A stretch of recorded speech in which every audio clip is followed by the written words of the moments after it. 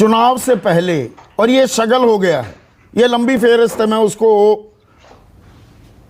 खोलना नहीं चाहूंगा, पर जो विपक्ष में होता है ईवीएम में गड़बड़ी का हल्ला करने लगता है।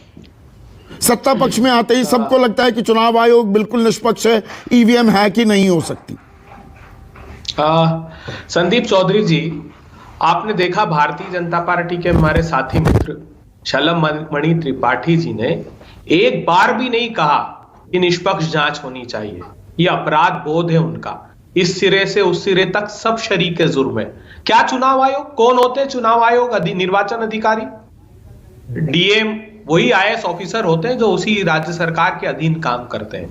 मैं आपको 3-4 छोटे छोटे उदाहरण देता हूं। जगराजपुर में इस बार निर्वाचन आयोग ने यह किया कि 80 वर्ष से अधिक उम्र के लोग, दिव्यांग लोग जो जाने में सक्षम नहीं है, कहा कि हम साहब खुद आपके आएंगे और वोटिंग कराएंगे, और जो बीएलओज हैं, ब्लॉक लेवल ऑफिसर्स हैं, वो पोलिंग पार्टी वोट कराने गई पोस्टल बैलेट से। जगरामपुर के विकलांग सुरेंद्र गांव वालों ने पकड़ा, उन्होंने कहा बड़ी संख्या में इन लोगों ने, वो दूसरे दल को वोट देना चाहते थे, इन्होंने कमल के निशान पर वोट लगाई। वो वीडियो भी सोशल मीडिया पर पोस्ट हुआ और जिम्मेदार ऑफिस बेयरर पॉलिटिकल पार्टी के लोगों ने उसको बताया। मैं ये पूछना चाहता हूं, अगर ये कहते हैं कि साहब उसमें प्रोटोकॉल को नहीं माना गया, ये वोट ईवीएम मशीन को हैक करने का मामला है ही नहीं संदीप चौधरी जी, ये ईवीएम को हाईजैक करने का मामला है।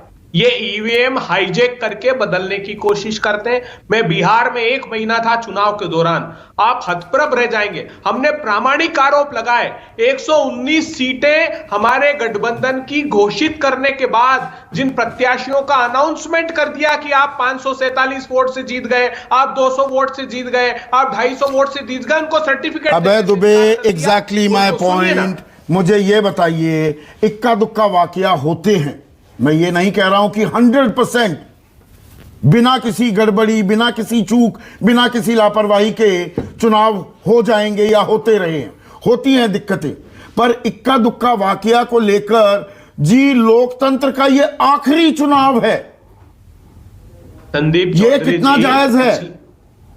पिछली बार जानते हैं 47 सीटें थी उत्तर प्रदेश में, जिसमें मार्जिनल वोट का अंतर था। 3.5 लाख की कंस्टिट्यूएंसी है, उसमें 2000-4000 वोट के 200 से लेकर 4000 वोट तक की 47 सीटें थी।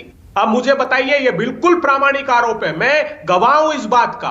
ये करते हैं, जिस सीट पर भारतीय जनता पार्टी हारने वाली होती है वहां पर धमकाया जाता है और कहते हैं इसकी काउंटिंग स्लो करो। जो राउंड्स होते हैं उनमें हेरफेर करते हैं, जिन राउंड्स में हारने वाले होते हैं उनकी रुकवा देते हैं काउंटिंग, और अंत में फिर उलटफेर करके उन प्रत्याशी। अब बताइए, अगर मार्जिनल 10-15 सीट इन्होंने इंक्लाइन कर दी तो सत्ता ही बदल जाएगी वो तो ये अच्छा ऐसा करते हैं तो वेफर थिन मेजॉरिटी के साथ आप, जबकि वोट परसेंटेज आपका कम था, बीजेपी का ज्यादा मध्य प्रदेश, क्योंकि आप वहां से आते हैं, तो वहां पर ज्यादा सीट आप कैसे जीत गए? राजस्थान कैसे जीत गए? छत्तीसगढ़ कैसे जीत गए? पंजाब कैसे जीते थे? संदीप चौधरी जी, कमलनाथ सहित सारे वरिष्ठ नेता, मैं भी मौजूद था, रात भर कल्पना कीजिए आप, हम 48 घंटे तो हम नहीं सोए थे।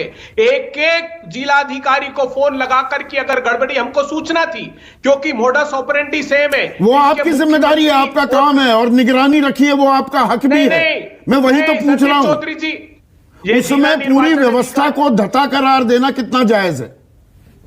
बिल्कुल 100%। ये तो हमने बताइए, हमने प्रामाणिक प्रमाण दिए थे, जिनको निर्वाचित घोषित कर दिया उनको सर्टिफिकेट नहीं दिए, बोलते कोर्ट जाइए। हमने कहा रिकाउंटिंग करा लीजिए कम से कम, बोलते नहीं साहब पोस्टल बैलेट की होती रिकाउंटिंग, इसकी नहीं होगी, करानी हो तो कोर्ट जाइए। क्या निर्णय निकलेगा फिर? 5 साल न्यायालय में धक्के खाने के बाद निर्णय आता है। हमारे यहां हुआ, एक विधायक का 2 दिन पहले निर्णय आया, कांग्रेस के विधायक को चुना हुआ बता दिया उन्होंने। क्या 2 दिन में विधानसभा अटेंड करेगा? मुझे बताइए।